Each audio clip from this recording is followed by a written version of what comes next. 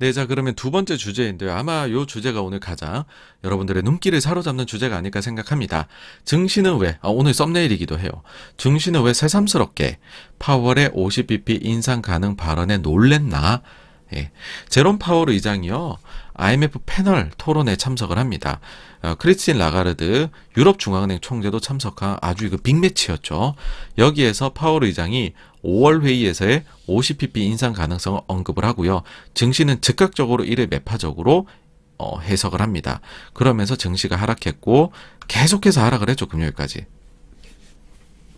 이런 생각 드시죠? 굳이 다 알던 거 아니었어? 다 50bp 인상 얘기했었잖아. 근데 왜 갑자기 놀래? 이거죠, 그쵸? 자, 하나하나 한번 짚어드리죠. 이게 논리적인 배경이 있습니다, 여러분. 일단 이 자리가 어떠했느냐. 여러분들 IMF의 홈페이지 들어가시면 이거 영상 1시간 한 10분짜리 되는 거 보실 수가 있습니다. 자, 여기 보시면은 이렇게 앵커가 있고요. 그다음 하나, 둘, 셋, 넷. 그리고 또 한 분은 여기 이제 화상으로 연결이 됐어요. 그래서 앵커 한 분, 5명의 패널. 요렇게 이제 미팅이 진행이 됐습니다. 맨 왼쪽에 보면은 사라 아이젠이라고 CNBC 여성 앵커 분이세요.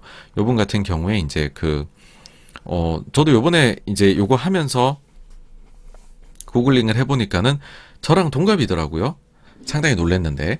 그게 첫째였고, 그 다음에 팬데믹 기간 동안에 제가 기억하기로는 저 이제 CNBC 채널 보는 건 좋아하는데, 출산이 있었어요. 그때 임신하고 출산이었는데 엄청나게 빨리 복귀해가지고 다시 방송을 하시더라고요. 그래서 와, 진짜 대단하다, 그런 생각도 또 했었던 뭐 그런 하여튼 앵커입니다. 뒤에 보시면은 송곳 같은 질문이 많이 나옵니다. 다음으로 여기 이제 라가르드 22 총재, 전 IMF 총재세요. 그 다음에 옆에 계신 분이 지금 현 IMF 총재입니다. 크리스탈리나 게오르기 에바. 자, 그 다음에 그 오른쪽에 다음에 제롬 파월 미국 연준 이제 의장이 자리하고 있고요. 그 다음에는 인도네시아 재무장관, 그리고 화상 연결은 저기 카리브해에 있는 바베이도스 총리. 그래서 사실 이 영상이 1시간 넘는다고 말씀은 드렸지만은 어차피 요 두 분의 말만 들으면 되는 거잖아요. 그래서 스킵해서 쫙 보시면 생각보다 빨리 이거 보입니다.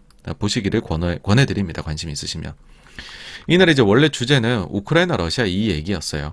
그러면서 곁다리로 여기서 파생되는 게 이제 코로나 영향, 그 다음에 요즘에 이 높은 인플레이션, 향후에 이제 금리 인상 경로, 이런 얘기들을 꺼냈죠.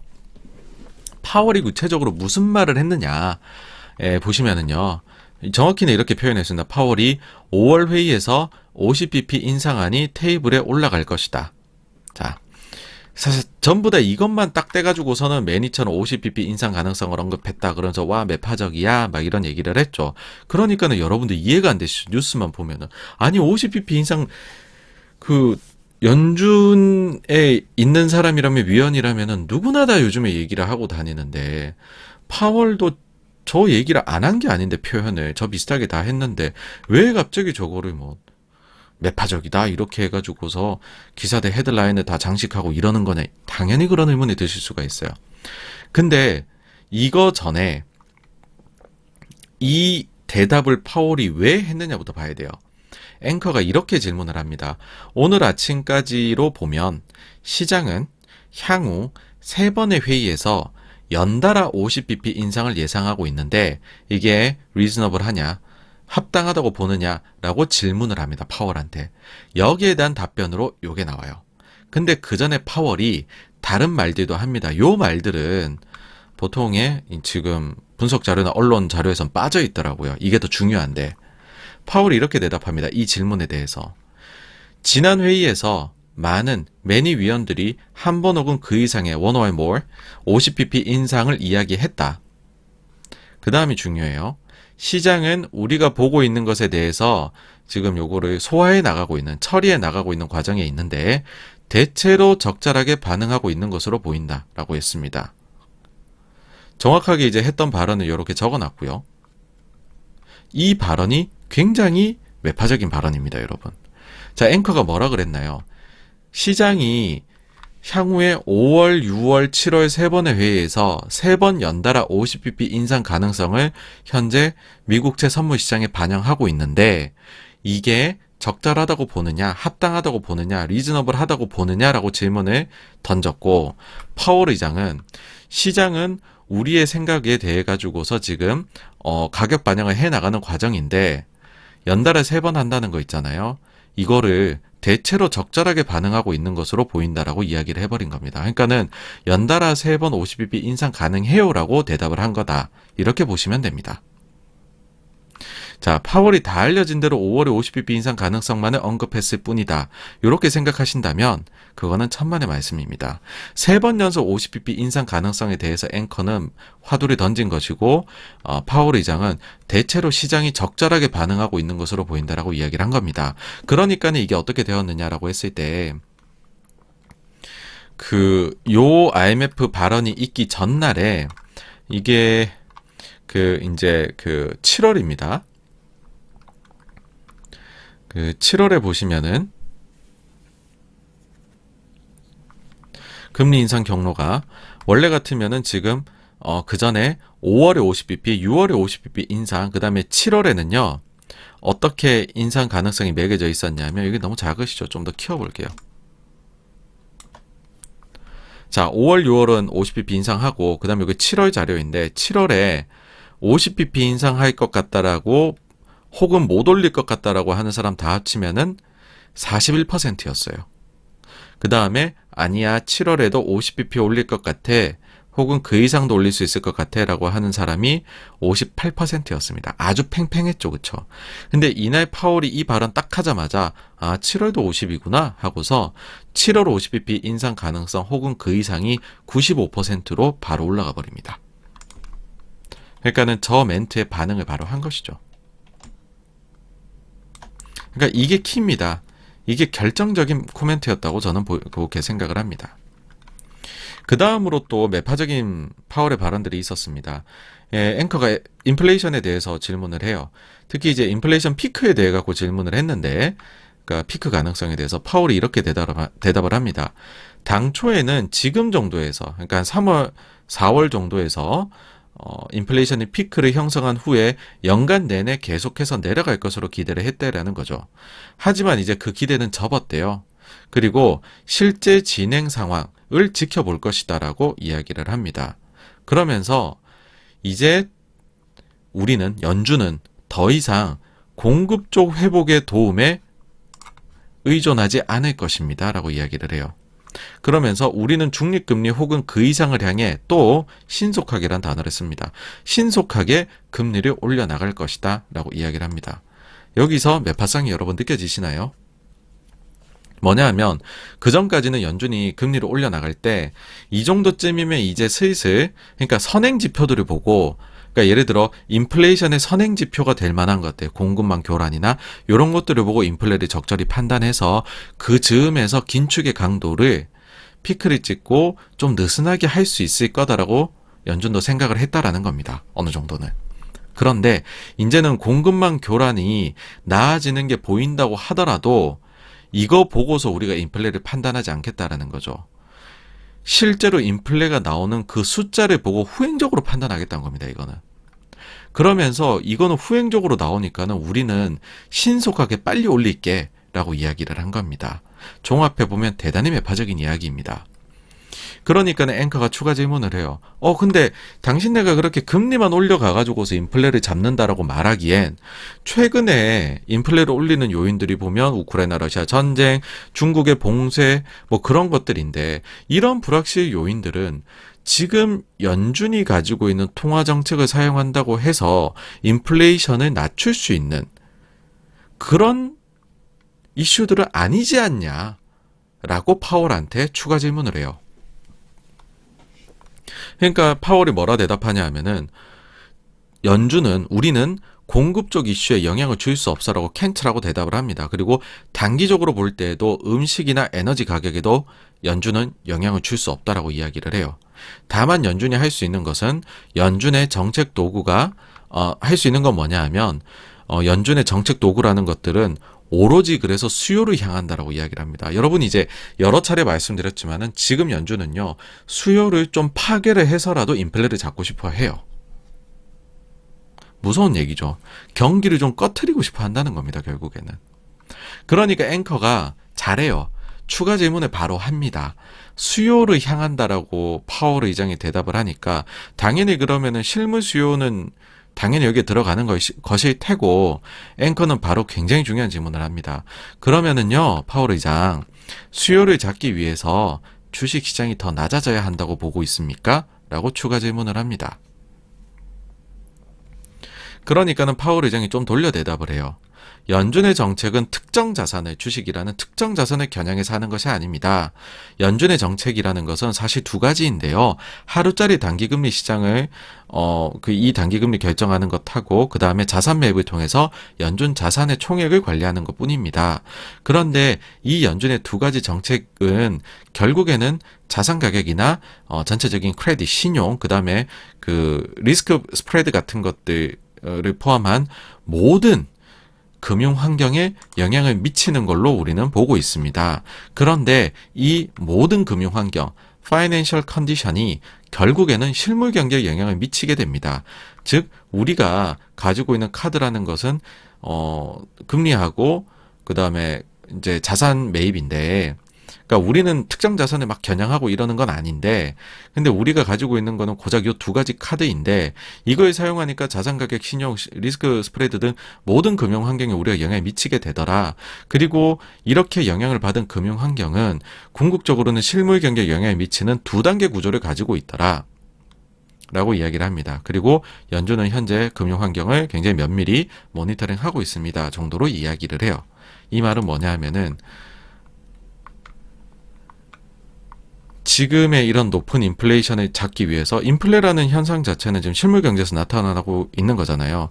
그걸 낮추기 위해 가지고서는 우리는 금융 환경을 긴축적으로 가져가는 정책을 사용해 가지고서 실물 경제에 영향을 미치는 2단계 구조, 이게 지금 우리가 지금 하려는 것이고, 그럼 금융 환경을 긴축적으로 만들게 되면 자산 가격이나 신용이나 리스크 스프레드도 긴축적으로 영향을 받을 것이다라는 것을 우회적으로 표현한 것입니다. 그러니까 이날 굉장히 매파적인 발언을 쏟아냈어요. 작정하고 하는 거죠. 근데 문제는 이날이 파월 의장이 5월 3일 4일에 있을 FOMC 이전에 마지막으로 나온 날이라는 겁니다. 이제는 말하면 안 되는 기간에 들어가기 때문에 말하고 싶어도 말을 할 수가 없어요. 게다가 여기에 기름을 부었던 거는 이제 불란드에 기름 부었던 거는 그러니까 유럽 중앙은행 쪽이었죠. 아까도 말씀드렸지만 수요일에는 라트비아, 독일, 목요일에는 벨기에 부총재, 금요일에는 오스트리아 중앙은행 총재까지 다 나와가지고서는 긴축 관리 합시다. 그러고 있고, 라가르드가 오죽 열받았으면 공개적으로 비판하지 말아라 하고 경고까지 날렸습니다. 네. 그러니까는 매파성을 더했죠. 그래서 결론을 말씀드리면, 제가 볼 때 파월의 매파성 아직 정점에 도달하지 않았어요. 그런 긴장해야 돼요, 아직은. 근데 아마도 5월 회의에서 6월 회의에 여러 번 75bp 인상이 나올 수도 있어요 라는 툴을 75bp라고 직접 표현은 안 하겠지만 그렇게 읽힐 만한 표현을 할 거다라고 저는 생각을 하거든요. 그리고 이때가 매파성의 정점이 될지도 모른다라 생각해요. 예. 뭐 지켜봐야 되는 문제긴 한데, 일단은 뭐 이런 식으로 생각을 하고 있고, 근데 지금 파월이나 연준이나 둘 다 처한 굉장히 좋지 않은 환경적인 요인은 뭐냐라고 하면, 지금으로부터 추가로 보일 수 있는 데이터가 없어요. 그 사이에 이게 5월 너무 초에 회의가 열리기 때문에요. 4월 데이터가 5월에 발표될 거잖아요. 4월에 그 고용 데이터하고 인플레이션 데이터를 못 보고 5월 회의를 하는 거예요. 그러니까 여러분 3월 회의하고 별로 다를 게 없어요. 지금 연준이. 그럼 어떻겠습니까? 매파성이 계속 높아질 수밖에 없겠죠. 그나마 6월 회의가 되면 4월, 5월 고용 CPI 데이터 보고서 합니다. 그러니까 6월 회의는 조금 다른 모습이 나올 수도 있다고 봐요. 뭐 궁극적으로는 하여튼 숫자가, 이런 고용이나 CPI 데이터가 어떻게 나오느냐가 상당히 중요하게는 되겠죠. 그래서 계속 지켜봐야 되는데, 어쨌든 이번 5월 회의는 연준이 매파성을 누그러뜨릴 만한 요소가 하나도 없습니다. 네. 그리고 뭐 이제 채권 시장, 이거는 이제 뭐 일반론적인 얘기인데, 지금 파월 의장 이런 일이 있고 난 이후에 채권 시장에서 향후 금리 인상 가능성에 대해 갖고 굉장히 빠르게 반영을 하고 있습니다.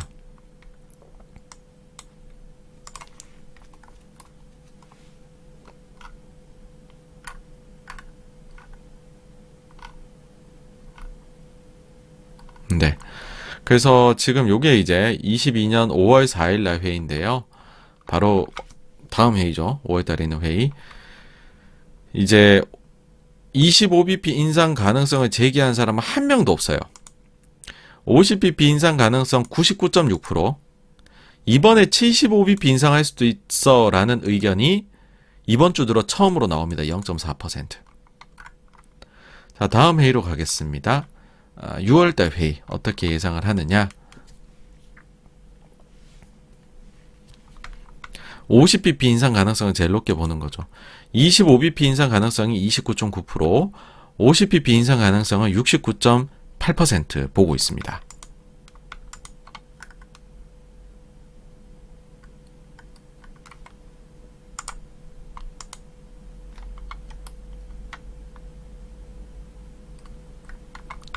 다음으로 이제 7월 회의예요. 7월 회의는 보시면은 거기서 또 50bp 인상 가능성이 36.4. 그 다음에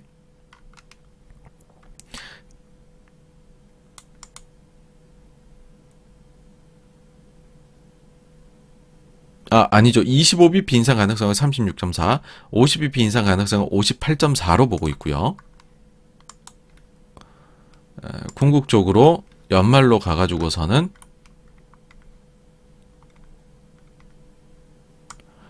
3% 내외의 금리가 형성되지 않을까. 그러면은 연준이 보고 있는 중립금리는 요 레벨이거든요. 그것보다 연준의 중립금리 레벨 정도에서 오래 머물 거다라고 생각한 사람은 2.4%밖에 없고 전부 다 나머지 97.6%는 그 위에 있을 거다라고 지금 생각을 하고 있습니다. 네. 자, 그 다음에 추가적으로요, 좀 유동성에 대해서 한번 말씀을 드려볼까 합니다. 확실히 지금 유동성 모멘텀은 감소하고 있어요. 작년하고 재작년에 정말로 많이들 사람들이 이야기했던 데이터인데 지금 아무도 얘기하지 않는 데이터가 있습니다. 미국의 통화량 M2 증가율이죠. 그도 그럴 것이 M2 증가율이 코로나 직후에 달나라로 갔었습니다. 과거 미국의 1960년부터 해가지고 평균을 보게 되면 M2 증가율이, 그러니까 계속해서 경제는 성장하고 원래 인플레가 있기 때문에 기본적으로 통화량은 계속 늘어납니다, 여러분들. 그래서 1960년 이후로 현재까지 전년 동기 대비 M2 증가율은 미국이란 나라는요 7.2% 정도가 돼요. 그리고 뭐 좀 상황이 나빠지면 돈 좀 풀고 하면 10% 초반 정도까지도 올라가는 나라입니다. 근데 코로나 때 얼마나 돈을 풀었던지 20% 중반까지 올라가요. 20% 중반도 아니죠. 후반까지 올라갑니다. 그러니까 사람들이 너도 나도 M2 증가율 갖고 와서 미국 증시 많이 올랐지만 더 가야 돼요. 유동성이 이만큼 풀렸는데 증시도 이렇게 가야 되지 않을까요? 했던 거죠. 근데 이게 내려오기 시작하니까는 다들 꿀먹은 벙어리가 되고 있죠, 지금. 21년도 2월달이 최고점이었어요. 27% 증가였습니다. 최정점을 찍었어요. 그러고 나서는 가파르게 내려오고 있습니다. 현재 나온 최신 데이터가 2022년 2월까지입니다. 3월 4일 데이터가 아직 안 나왔어요. 보시면 2월까지 이제는 플러스 11%로 많이 내려왔어요. 지금의 이제 이거는 전년 동기 대비고 전월 대비 숫자를 좀 이제 가공해가지고 제가 넣어보면은 아마도 요 추세면 5월 혹은 6월쯤에 과거 평균인 7.2% 정도 수준으로 이제는 M2 증가율이 내려올 것 같아요. 그리고 그 이후에는 지금의 추세로 봐서는 평균 이하로 빠르게 감소해서 내려갈 걸로 보입니다. 즉, 투자자들이 누려왔던 역대급의 유동성 완화 환경은 이런 식으로 여러분 사라져가는 것입니다. 그리고 놀랍게도요, M2 증가율이 최정점이었던 시기가 2021년도 2월이라 말씀드렸죠. 이때가 하필이면 삼성전자, 그 다음에 아크 최고점하고 일치합니다. 하나 더 말씀드려볼까 합니다. 유동성 관련해서. 글로벌 주식형 펀드 순매수 추이예요. 돈이 얼마나 들어왔느냐. EM이 이머징입니다. 신흥국. DM이 선진국입니다. 선진국에 돈이 무진장 들어왔어요, 여러분들. 자, 2016년부터 이제 기준 잡아가지고 저 자료를 쓰신 거를 이제 참고를 했습니다. 요거를 보시면은 글로벌 주식형 펀드로 돈이 얼마나 들어왔느냐. 사실 돈은요, 나갈 때도 있고 들어올 때도 있고 나갈 때도 있고 당연하죠, 그쵸? 아니, 증시 상황 좋아 보이고 오를 것 같으면 개인 투자자들이 가입 많이 하고, 아이, 난 좀 이제 차익 실현해야겠어. 그러면은 펀드에서 돈도 빠지고 그러는 거죠, 그쵸? 근데 코로나 이후부터 이 기울기를 보십시오, 여러분. 그리고 이게 10억 달러예요. 10억, 100억, 1000억 조. 코로나 이후로 선진 시장에 1.2조 달러가 들어왔어요. 신흥 시장이 선진국에 비해 못하다는 말은 해요. 맞아요. 적게 들어왔죠. 근데 신흥 시장도요. 보시면은 지금 거의 한 2천억에서 3천억 달러 정도 되는 돈이 코로나 이후로 들어왔습니다. 자, 근데 최근에 보시면은 최근에 선진국에서 돈이 빠지기 시작합니다. 과거에는 최근까지 계속 들어왔어요. 근데 이번 주에 2018년인가? 아, 맞네요. 여기 있네요. 2018년 이후로 위클리 기준으로 그 주간 기준으로 봤었을 때에 가장 많은 돈이 펀드에서 이제 빠졌어요.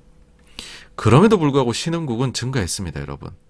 근데 이 숫자가 과거 10주 평균 대비해 갖고서 훨씬 적죠. 반토막도 안 되죠, 그렇죠?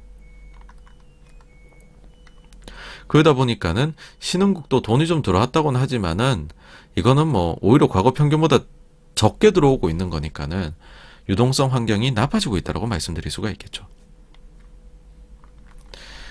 증시가요, 2022년도 들어와서 미국 증시 굉장히 나빴잖아요, 여러분들, 그쵸? 근데 그럼에도 불구하고 2022년도 미국 증시, 지금까지 순유입된 규모가 1000억 달러였습니다. 100조가 들어왔죠, 100조. 근데 이제 이게 빠지기 뭐 모르겠어요. 지난주만 그런지 모르겠지만은 지난주에 역대급으로 일단은 아웃플로우가 있었습니다. 신흥국은 보시면은 여전히 증가하지만은 그 속도가 현저히 느려졌다. 여러분들 그런 생각 많이 하시죠? 우리나라 증시 보시면서 아, 왜 자꾸 외국인이 팔고 있지? 그렇게 느껴지시죠?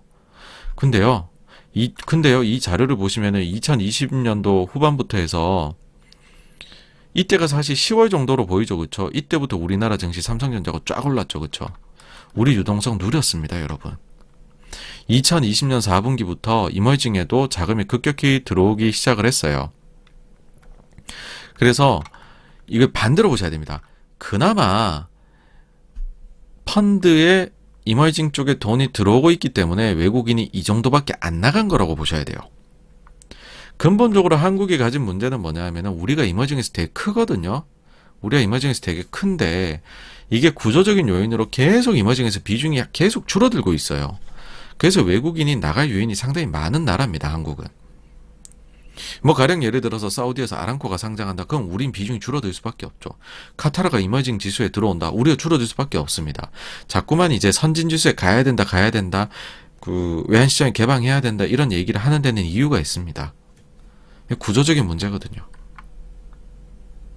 그리고 우리는 코로나 이후로 딱 보시면은 그래, 세상에 돈은 너무 많아. 돈은 항상 들어와. 증시로 우리 항상 들어오는 것만 봐야 되지. 우리는 자금이 유입되는 거를 너무너무 당연하게 여기고 살아오고 있습니다. 근데 과거를 보시면 줄 때도 있고 늘 때도 있고 줄 때도 있는 겁니다.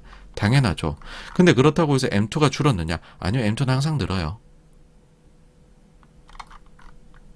근데 사람들은 매매를 합니다. 그리고 가격이 빠질 거다라고 패닉 그런 상황이 되면 자금을 돌리게 되죠. 그래서 당연히 순유입되는 건 아닙니다. 코로나 이후 특수성입니다. 자, 그러면 역대급으로 유입된 자금 이제 어떻게 되는 걸까? 벌써 되게 간담이 서늘한 기사들도 나오기 시작을 하죠. 이제 시작이다. 이런 얘기들도 하긴 합니다. 지켜보시죠. 과연 자금 흐름이 향후에 어떻게 흘러가 있지요. 그래서 이제 여기까지가요. 두 번째 파월 50bp 인상에 대한 IMF 내용이었고요. 다음으로 넘어가겠습니다.